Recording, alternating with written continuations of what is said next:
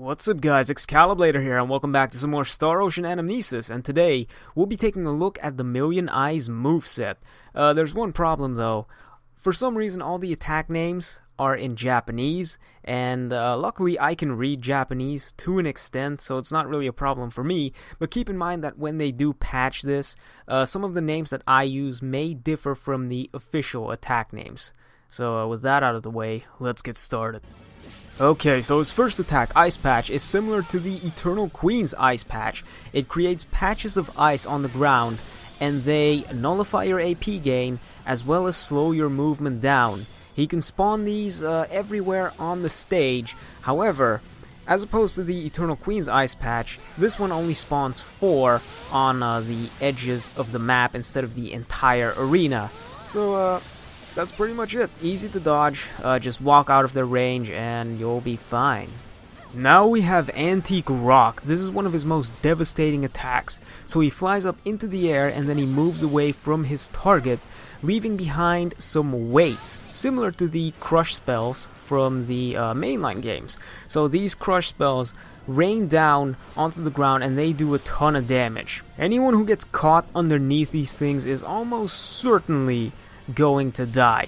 So if you want to dodge this attack, all you have to do is get as far away from the strike zone as you can by dashing backwards or dashing off to the side, whichever one works. Or you could also try looking at the shadows on the ground and then follow Millioneye's shadow and try to stay underneath him at all times, because of course there's not going to be an attack right above him, so as long as you're standing underneath him, you'll be safe. Up next we have Blood Tear. This is a long-ranged attack. Basically, Millioneye shoots 3 balls into the air and they land near their target. And then similar to how Deep Freeze works, on impact each of those balls creates a circle on the ground, and this circle keeps expanding into these pillars of energy, and they do a lot of damage and they hit a lot of times, so anti-flinch here would certainly help. But if you really want to dodge taking any damage, you could try to dash towards Millioneye when you see those balls coming towards you. It's really hard to see them coming towards you because they go up way above the camera and you can't turn the camera in this game, so it's really hard to see where they're going.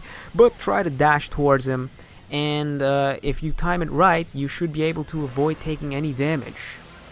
Now we have Dry Eye. This is a short-range attack that does a bit of damage. So he starts casting a symbology, and you can actually see the blue energy appear in front of him. And then after a couple of seconds he will shoot a laser out in front of him, and the laser actually goes in 3 separate directions, so it's more like he shoots 3 lasers, and it's like a 3-pronged laser basically. So the easiest way to avoid taking damage is, if you're standing far enough away, you could try to get even farther away from him, because during this attack he nor the lasers move, so everything is stationary. He picks one spot and then the lasers get shot from there. Or if you're standing too close and you don't think you can move away in time, the better option is just stand underneath him, because he shoots the lasers out in front of him, so as long as you're standing underneath him, you'll never get hit. Okay, this attack is similar to Dry Eye in that he spawns 3 lasers in front of him, but as opposed to Dry Eye, with Ein Zwei, he moves from one end of the map to the other. So he picks a target, flies away from them, and then he starts casting a laser, and then just like how you would move with a broom, he goes across the stage or sweeps across it until he reaches the opposite end of the stage. The lasers come out quite fast, so it's difficult to dodge if you're standing too close. But again, just like Dry Eye, what you can do is try to stand underneath him, because the lasers come out in front of him, so as long as you're standing underneath him, you should be safe. But if you're standing too far away, first look at where the lasers are going and then try to move sideways so that you can move out of the way like that. They're actually quite linear, so it should be easy to dodge as long as you're moving off to the side.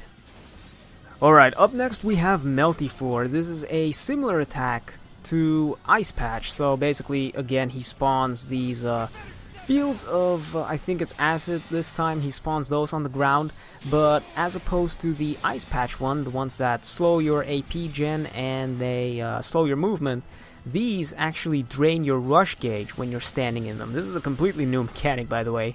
So try to get out of them as soon as you can, because rush is very important, and if they drain that, then it's very annoying.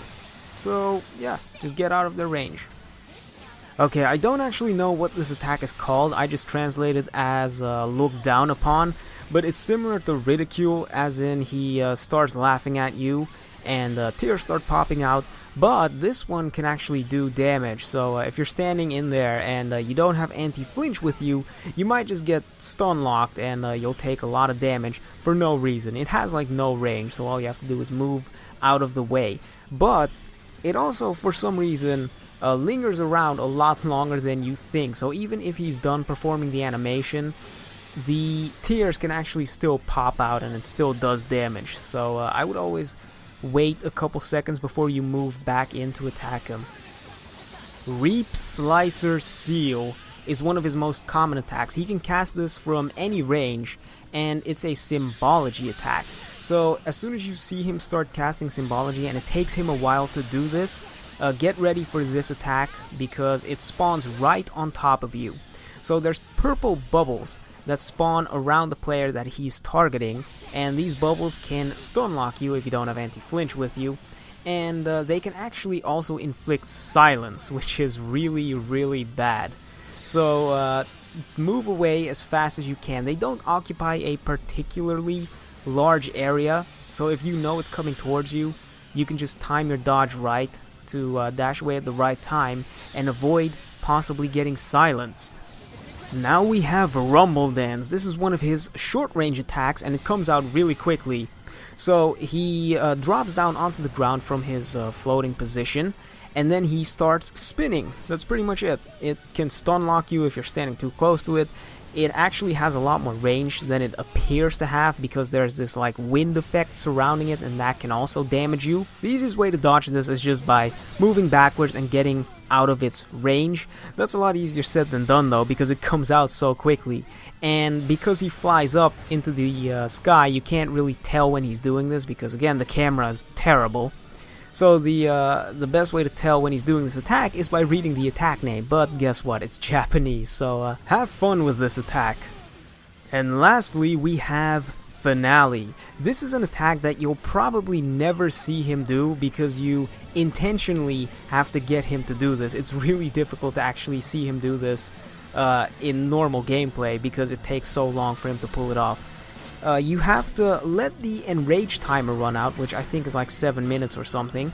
So if the fight goes on for longer than 7 minutes, he starts doing this attack, and basically it covers the entire field in deep freezes, and they all explode, dealing lethal damage, and by that I mean like 100k, 400k per hit, so there's no way you can ever survive this unless you have one of those guts skills. So to dodge this attack, you basically need to make use of your invincibility frames during your dash. Whenever one of the deep freezes is about to explode, you use your dash and try to get out of there, and you need to make sure that when it explodes you're still in invincibility and you can avoid taking damage that way. But basically, as soon as he starts doing this attack, the fight is over, because he'll start spamming it and you can't really do anything about it. And that's all the attacks Millioneye has. For now, that is, because when they introduce Misery 2 difficulty, he gets some new attacks, and they even update some of his already existing attacks. So I think I'm going to do another update video like I did with the Eternal Queen to show off some of those new attacks. But for now, I hope this helped, and I'll see you next time. Peace!